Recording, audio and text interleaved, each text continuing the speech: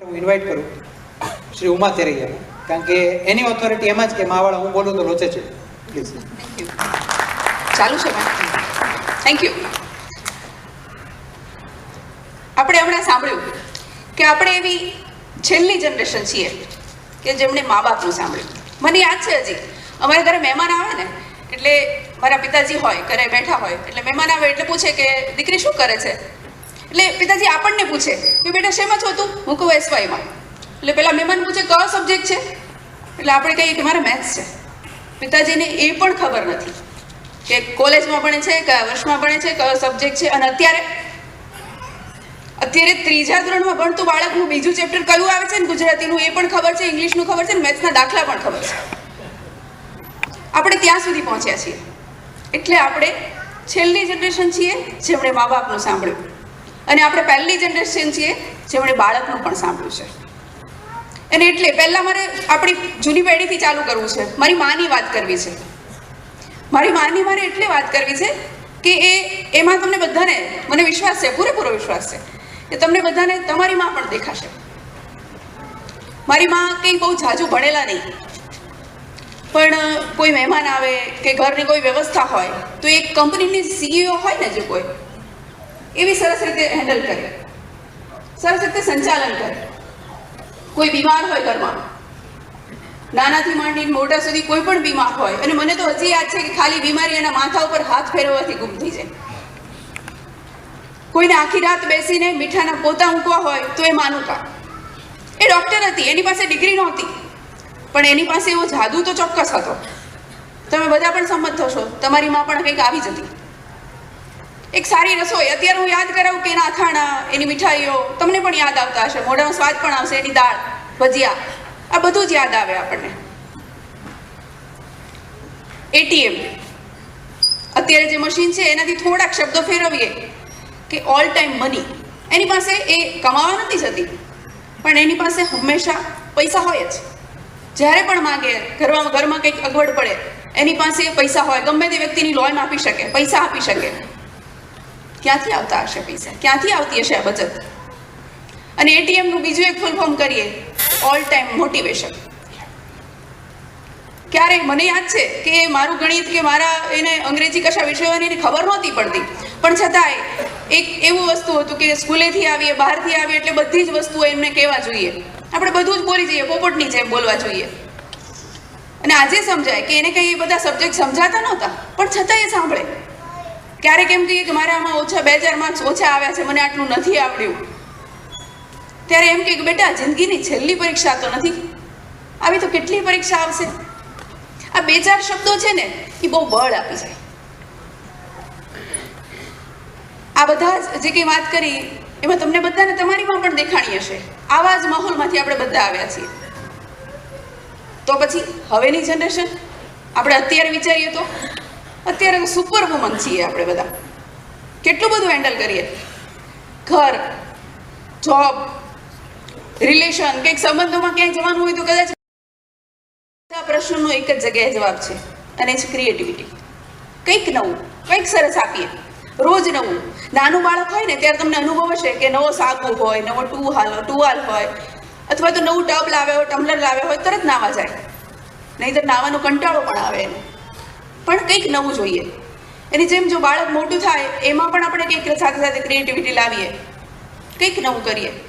ફૂડમાં કંઈક સરસ મજાનું એની અંદર બનાવીને આપીએ, કંઈક જે એને પોષણ મળે છે એ આપીએ, તો એ ચોક્કસથી સરસ રીતે આગળ વધી શકે. તો શું કરવું? આ સુપર વુમન છે એનામાં પોતાનામાં શું વસ્તુઓ લાવવી અને કેટલીક વસ્તુઓ બાદબાકી કરવી છે.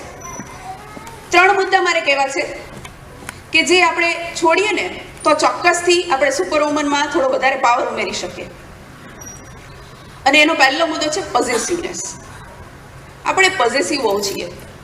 ઘણી વખત બાળકને લઈને કોઈ મહેમાનના ઘરે, કોઈના ઘરે જઈએ ને, આપણે મહેમાન બનીને જઈએ, અને બાળકના હાથમાંથી જો એ શરબતનો ગ્લાસ કે કોઈ વસ્તુ એનાથી તૂટી જાય ને તો મમ્મીના હાવભાવ જોજો, જાણે એ વસ્તુ એ મમ્મીએ તોડી હોય એવા ભાવ હોય.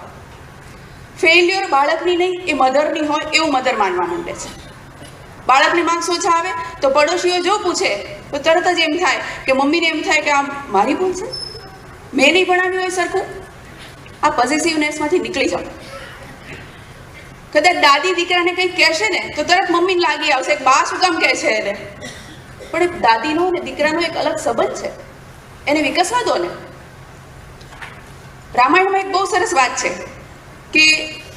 કે કઈ છે એ સરસ તો ન કહેવાય પણ એક વાત છે, એમ કહું કે કઈ છે રાજા દશરથ પાસે વચન માંગે છે અને 2 વચન માંગે છે અને એવું કહે છે કે રામને વનવાસ મળે અને ભરતને ગાદી મળે.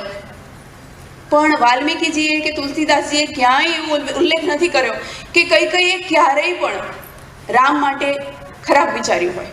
આ પ્રસંગની પહેલા ક્યાંય એવું નથી આવતું કે એને અભાવ છે, એને નથી ગમતા રામ, એવું એક પણ જગ્યાએ નથી આવતું. તો આવું બને શું કામ? મંત્રાય પણ કારણ હોઈ શકે, પણ એક કારણ છે પોઝેસિવનેસ, ભરત પ્રત્યેની વધારે પડતી લાગણી, એટલે અન્યાય થાય છે. અને એક આખી રામાયણ બને છે, આપણે જોઈએ છીએ, આખી સાંભળીએ છીએ. ક્યાંક આ પોઝેસિવનેસ આપણા પણ નથી ને. આપણી હેડલાઇટ આપણે ઓન કરીએ અને જોઈએ, અને આખા સમાજનું બાળક છે, ટીચર સામે ડોળા કાઢે છે, ટીચરે આ કર્યું છે અને આપણે ફરિયાદ લઈને જઈએ છીએ. ત્યારે વિચારીએ કે આપણે ક્યાં છીએ. આ બાળક છે, આપણું છે, આપણા ઘરના મેમ્બર્સનું છે, અડોશ પડોશનું પણ છે, અને સમાજને પણ એને શીખવવાનો હક છે, પૂરેપૂરો હક છે. એ પોઝિટિવનેસ આપણે છોડીએ. બીજો મુદ્દો છે એની સાથેનો કે એને ગુસ્સે થવાનું, શિક્ષા, સજા. બહુ ઇઝી ટૂલ છે નાના બાળક સાથે કે કઈ વસ્તુ ના માને ને એટલે 1 લાફો, ગુસ્સો કરી દેવો, બોલી દેવું આપણે એને. અને ક્યારેક તો સાહેબે કહ્યું એવા શબ્દો કે જિંદગીભર આપણી મગજમાં રહે, કારણ કે વાગેલું કદાચ રૂંઝાઈ જશે પણ એ જે શબ્દો છે એ રૂંઝાતા નથી હોતા, એવા શબ્દો બોલી જઈએ છીએ અને એ બાળક સતત જીવતું રહે. અને એ બાળક એના શબ્દો લઈને ઘણી વખત એવું જોવા મળે કે સ્વમાની બાળક હોય તો 15-17 વર્ષનું બાળક હોય તો ઘર છોડીને ચાલ્યું જાય.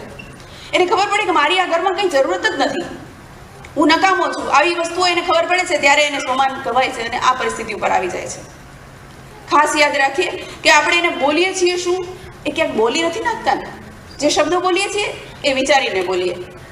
ધ્યાન રાખીએ, મા બાપ છીએ ને એટલે કાળજી રાખવી પડશે કે આપણા કુમળા બાળકોને વાગી ના જાય. અને ત્રીજી વાત છે હરીફાઈ, રેસ. બધે બહુ સાંભળીએ આપણે કે અત્યારે રેસનો જમાનો છે ને 2-5 માર્ક્સ માટે થઈને એડમિશન અટકી પડે છે, આ છે તે છે. બાળકો પર આટલું બધું પ્રેશર, સ્કૂલનું પ્રેશર, ટીચર્સ પ્રેશર કરે, પેરેન્ટ્સ પણ કરે કે આટલા માર્ક્સ તો આવવા જ જોઈએ. આમાંથી આપણે મુક્તિ મેળવી શકશું ખાલી સહજ રીતે.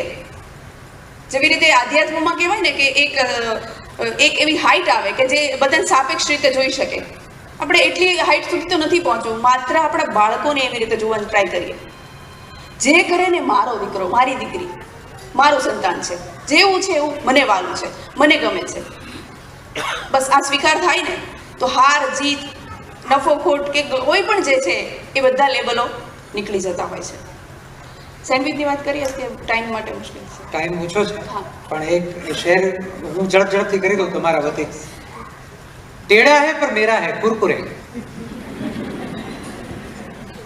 આમ જે છે એ મારું છે. કેમ હસબન્ડ વાઈફ મને નહીં કહેતા? પહેલા એ મને નહોતા કરતા, પછી હવે મેં સ્વીકારી લીધું. ત્યાં કેવું બધું ટેઢાપણું ચાલે છે. પહેલા એમનો સ્વભાવ એવો નહોતો, હવે બધું. તો બચ્ચાઓ સાથે આ સ્વીકાર આવે ને 100%. જો હે મેરા હે અને મને તારામાં ટ્રસ્ટ છે, આઈ એમ વિથ યુ. 2 મેસેજ જવા માંડે, અદ્ભુત કામ થાય છોકરાઓ. આ 3 રાજીનામા માંગ્યા ઉમાએ આપણી પાસે આજે. અને મમ્મીઓના ચહેરાની રેખાઓ જો બદલાય કોઈના ઘરે, લે તારા છોકરાને 58 જ આયા અને એને રાત્રે ઊંઘ ના આવે તો આજે અમને યાદ કરજો, અમારી જોડીમાં આ સ્પર્ધાવાળા તત્વોનું આમાં નાખતા જાઓ, અને અહીંયા ના ફાવે ને તો ડસ્ટબિન બહાર પણ છે.